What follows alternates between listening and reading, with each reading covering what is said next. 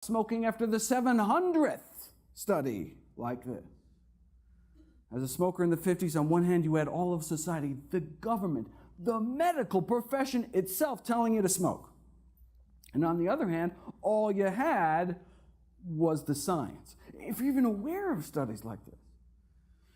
All right, well, let's fast forward 55 years. You know, there's a new Adventist study out of California warning Americans about something else they may be putting in their mouths. Of course, it's not just one study, put all the studies together. Mortality from all causes put together, many of our dreaded diseases significantly lower among those eating more plant-based diets. So, instead of someone going along with America's smoking habits in the 50s, imagine you or someone you know going along with America's eating habits today. What do you do? I mean, with access to the science, you realize the best available balance of evidence suggests your eating habits are not so good for you. So do you change? Or do you wait? If you wait until your doctor tells you between bites to change, it could be too late.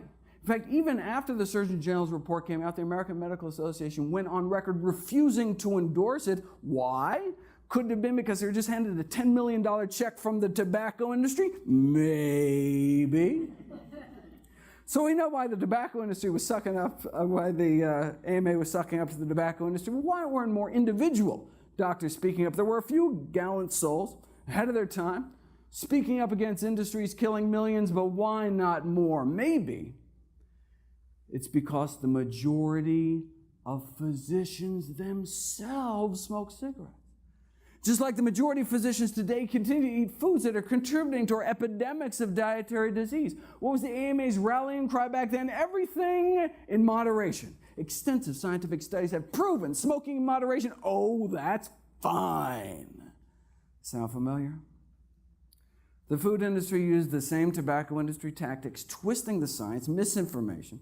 The same scientists for hire paid to downplay the risks of cigarettes and toxic chemicals are the same paid for by the National Confectioners Association to downplay the risks of candy, and the same paid for by the meat industry to downplay the risks of meat.